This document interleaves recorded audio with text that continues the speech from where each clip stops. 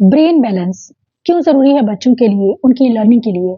हम चाहते हैं हमारे बच्चे सही से सीख पाएँ, लेकिन बहुत सी ऐसी चीज़ होती हैं, ऐसे फैक्टर्स होते हैं जो बच्चों की लर्निंग को बहुत ज़्यादा अफ़ेक्ट करते हैं। बच्चे सही से सीख नहीं पाते हैं क्योंकि उनके कुछ ऐसे इनहेरेंट इश्यूज़ हैं, जिन्हें समझना बहुत ज़रूरी है। Brain balance is the most important thing. इस कॉन्सेप्ट को समझना बहुत ज़रूरी है और आज की इस वीडियो में जानेंगे कि ब्रेन बैलेंस का मतलब क्या है और ब्रेन बैलेंस की कौन-सी एक्टिविटीज़ हैं जो हम घर पर बच्चों को करवा सकते हैं। हेलो, ब्रेन बैलेंस के लिए जो सबसे इम्पोर्टेंट फैक्टर है वो है रिफ्लेक्सेस। प्रिमिटिव रिफ्लेक्सेस रिफ्लेक्सेस का इंटीग्रेशन होना बहुत ज़रूरी है, लेकिन जब ये रिटेन रह जाते हैं तब बच्चे सही से सीख नहीं पाते हैं। उन्हें साइकोमोटर प्रॉब्लम्स हो सकती हैं, जिसे हम ग्रॉस मोटर या फाइन मोटर डिफिकल्टीज कहते हैं।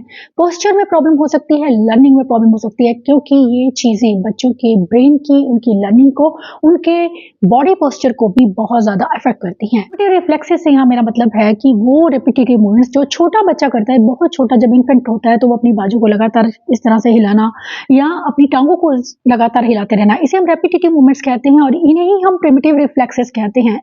ये चीजें धीरे धीरे इंटीग्रेट होने लगती हैं, बच्चों के बिहेवियर में ठहराव आना शुरू होता है। लेकिन जिन बच्चों को एडीएचडी होता है स्पेशली, या जो बच्चे हाइपर एक्टिव हैं, उनमें ये रिफ्लेक्सेस रिटेन रह जाते हैं। या ऑटिज्म की भी मैं अगर बात करूं तो बच्चों में ये रिफ्लेक्सेस रिटेन होने की वजह से बच्चे सही से सीख नहीं पाते हैं। अगर मैं बात करूं हायर ऑर्डर थिंकिंग की, या बच्चे सही से क्यों नहीं बोल पाते हैं या बच्चे समझकर क्यों नहीं बोलते हैं, उसका संबंध भी कहीं ना कहीं इन रिफ्लेक्सेस से होता है। चाहे बात हो हायर ऑर्डर लर्निंग की या हायर ऑर्डर लैंग्वेज की, उनकी मसल टोन की या उनके सेंसी इश्यूज की, ये सभी चीजें कहीं ना कहीं बच्चों के रिफ्लेक्सेस से कनेक्टेड है। रिफ्लेक्सेस के रिटेन रहने की वजह से बच्चे ना सिर्फ उनकी सोशल और इमोशनल डेवलपमेंट पे फर्क पड़ता है, बच्चों के सेंसी बिहेवियर्स और मोटर स्किल्स भी अफेक्ट होते हैं। प्रिमिटिव रिफ्लेक्सेस इंटीग्रेशन थेरेपी के साथ हम बच्चों की बहुत सी समस्याओं को कम कर सकते हैं, स्पेशली अगर बात हो रेपिटेटिव मूवमेंट्स की या फिर बच्चों की सोशल इमोशनल डेवलपमेंट की। Primitive reflexes integration therapy ADHD बच्चों के लिए बहुत ज़्यादा यूजफुल है।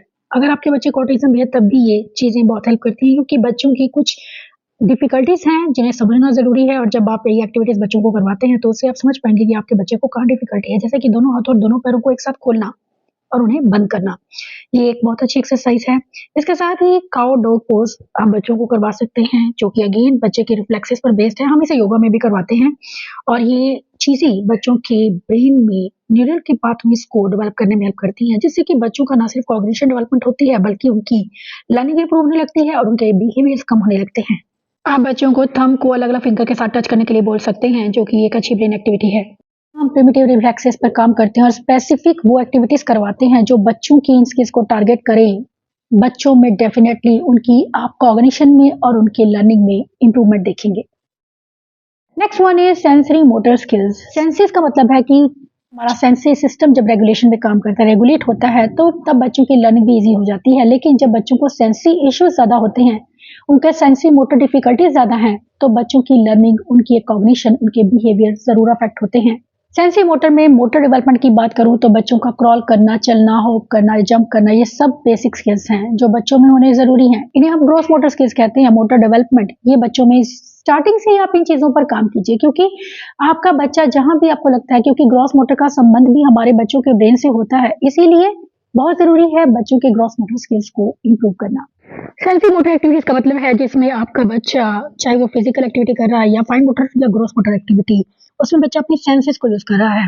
ये कुछ ऐसी एक्टिविटीज हैं जिसमें आप बच्चों के सेंसरी मोटर पर काम करते हैं, चाहे वो सीधी लाइन पर चलना है, फिंगर पेंटिंग करना है, बबल्स को ब्लो करना है, और मोटर एक्सरसाइजेस हैं, या फिर बच्चे को फिजिकल एक्टिविटीज करनी है, फाइन मोटर एक्टिविटीज, ट्रेसिंग करना, डॉट टू डॉट ज्वाइन करना, मेज बनाना, ब्लॉक को स्टैक करना, ये सभी एक्टिविटीज बच्चों में सेंसरी मोटर डेवलपमेंट में हेल्प करती हैं। नेक्स्ट वन जो है, ये पॉज के साथ बनाया हुआ एक पैटर्न है जिसमें बच्चे के फीट को प्रेशर मिल रहा है, स्पेशली अगर आपका बच्चा हाइपर एक्टिव है। बच्चों को मेज़ करवाना या चीज़ें ज़मीन से उठाकर उसे कंटेनर में डालनी है, ये भी एक अच्छी एक्सरसाइज़ है, स्पेशली उन बच्चों के लिए जिनके चीज़ों को थ्रो करने के बिहेवियर होते हैं। बच्चों की फिज़िकल और फाइन मोटर डेवलपमेंट के लिए बहुत ज़रूरी है बच्चों को ऐसी एक्सरसाइज़ कराना जिसमें बच्चों की सभी सेंसेस पर वर्क इसके साथ बच्चे जो सेंसरी इनपुट बच्चों को मिलता है, बच्चे उसे किस तरह से ले रहे हैं। कई बार इनपुट ज़्यादा उन्हें महसूस होता है या कई बार उन्हें इनपुट कम महसूस होता है, जो हमारे लिए एक सही लेवल है, हमें वो सही लगता है, लेकिन बच्चों के लिए जिन्हें सेंसरी प्रॉब्लम्स है, उन्हें ये इनपुट कभी ज़्यादा और कभी कम लगता है। जब ये इनपुट उन्हें कम लगता है, तो बच्चे अक्सर हाइपर होते हैं और जब ज़्यादा लगता है, तो बच्चे अक्सर डिफेंसिव होते हैं।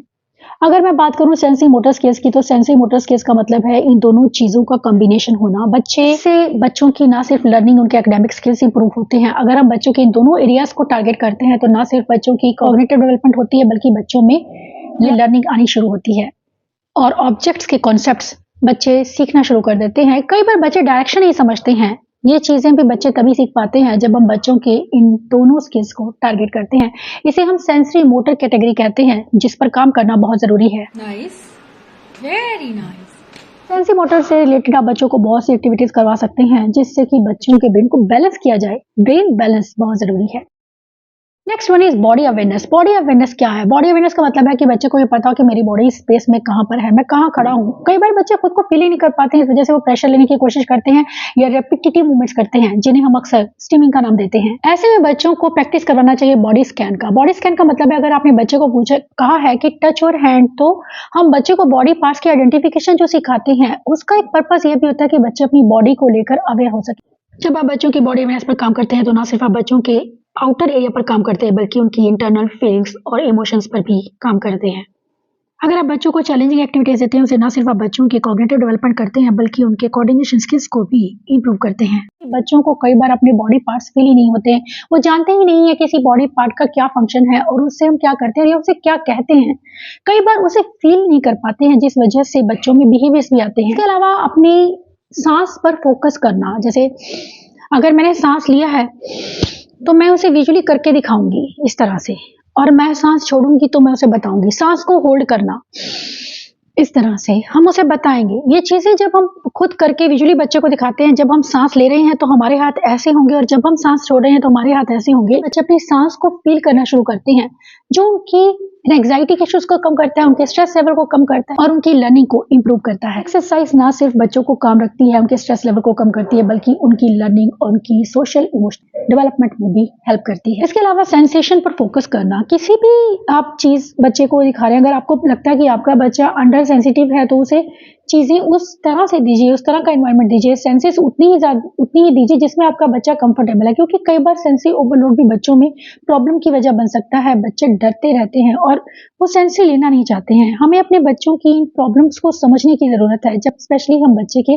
सेंसरी सिस्टम पर वर्क करते हैं। बॉडी अवेयरनेस पर काम करना इसलिए भी जरूरी है ताकि जिन बच्चों को भूख प्यास का या टॉयलेट का नीड पता नहीं लगती है, या बच्चे अपनी हेल्थ इश्यूज नहीं समझ पाते हैं, उनको यह चीजें करवाना, बॉडी अवेयरनेस की जानकारी देना बहुत जरूरी है। क्योंकि जब बच्चा आपका जानता ही नहीं कि इस पार्ट को मुझे क्या करना है और दर्द कैसे बताना है।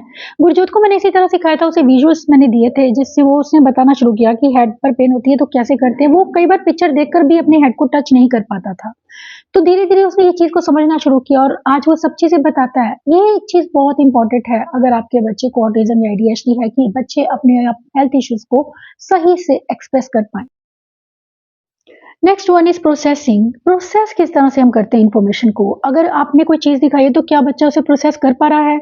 4-5 चीजें पढ़ी हैं, आप उसे एक स्पेसिफिक चीज पर बता रहे हैं कि वो चीज उसे दे दे, क्या बच्चा वो दे पा रहा है? कई बार बच्चे समझ नहीं पाते हैं कि मुझसे क्या मांग रहे हैं।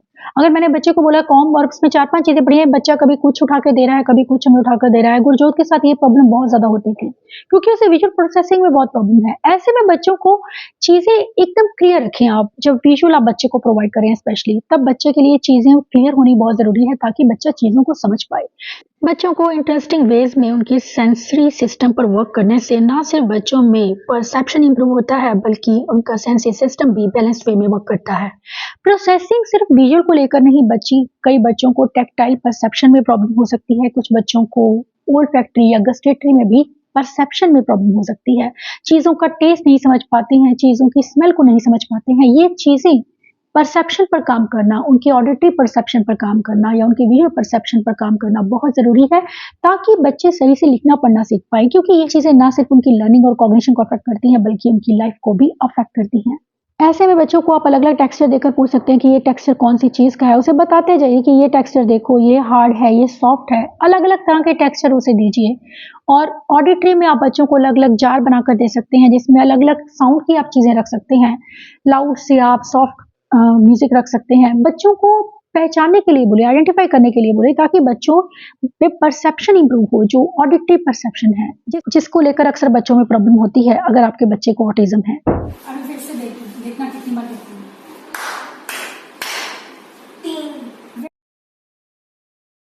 Next one is coordination skills. Body और ब्रेन का कोऑर्डिनेशन होना बहुत जरूरी है, लेफ्ट और राइट का, या फिर फ्रंट बैक का, या फिर अगर मैं बात करूँ दोनों बॉडी की साइड्स का कोऑर्डिनेशन, जिसे हम बायलैटरल कोऑर्डिनेशन भी कहते हैं। इसके लिए आप बच्चों को डांस करवा सकते हैं, कोऑर्डिनेशन की एक्टिविटीज करवाइए, बायलैटरल कोऑर्डिनेशन से रिलेटेड एक्टिविटीज करवाइए, जिसमें बच्चे को अपनी दोनों हाथों को यूज करना है या दोनों पैरों को यूज करना है, या ब्रेन के दोनों पार्ट्स को यूज करना है, दोनों आईज को यूज करना है एक ही काम को करने के लिए। ये एक्सरसाइज आप बच्चों को करवा सकते हैं। इससे आप बच्चों के ना सिर्फ सेंसरी मोटर सिस्टम को स्ट्रेंथन करते हैं, बल्कि साथ ही आप बच्चों के आई हैंड कोऑर्डिनेशन और बायलैटरल कोऑर्डिनेशन पर भी काम करते हैं। नेक्स्ट वन जो है, इसमें मैं बच्चे को सिंपली इमिटेशन के साथ में अलग अलग एक्शन करने को बोल रही हूँ, जिसमें मैं ना सिर्फ बच्चे के मिड लाइन पर काम कर रही हूँ, उसके इमिटेशन स्किल्स पर काम कर रही हूँ, उसके कंसंट्रेशन को इम्प्रूव करने में हेल्प कर रही हूँ, और साथ ही बच्चों के बायलैटरल कोऑर्डिनेशन कि उसे किस तरह से अपनी बॉडी को देखकर मूव करना है, अपने हैंड्स को किस डायरेक्शन में हिलाना है या किस डायरेक्शन में रखना है। आप बच्चे को कैच सिखा सकते हैं। कैच एक बहुत अच्छा जरिया है बच्चों के कोऑर्डिनेशन पर काम करने का। इसके अलावा आप बच्चे को थ्रो, अगर 2 हाथों से बच्चा ऊपर उठाकर थ्रो कर रहा है, तो वो भी बच्चों में कोऑर्डिनेशन को इम्प्रूव करता है। Third one is yoga. सबसे अच्छा ऑप्शन होता है कि बच्चे की ये, इससे ना सिर्फ बच्चों का स्ट्रेस लेवल कम होता है, उनके ग्रॉस मोटर स्किल्स इंप्रूव होते हैं, उनका कंसंट्रेशन इंप्रूव होगा, बल्कि बच्चों में ये चीजें कोऑर्डिनेशन, ब्रेन और बॉडी के कोऑर्डिनेशन को भी इम्प्रूव करती हैं। तो ये एरियाज थे जिन पर हमें घर पर काम करना है, और यही चीजें बच्चों की आगे लर्निंग को तय करती हैं। आपका बच्चा कितना आगे सीख सकता है या कितना वो आगे बढ़ सकता है। बहुत जरूरी है हमें बच्चों के इन स्किल्स पर घर पर ही काम करना, क्योंकि ये चीजें कहीं ना कहीं बच्चों में डेफिसिट रह जाती हैं, जिसकी वजह से बच्चों की आगे लर्निंग अफेक्ट होती है। तो हमें स्टार्टिंग में अगर हम इन चीजों पर काम करते हैं, तो बच्चों की लर्निंग ईजी होगी और बच्चे चीजों को कंपैरेटिवली जल्दी सीखेंगे। Thanks for watching.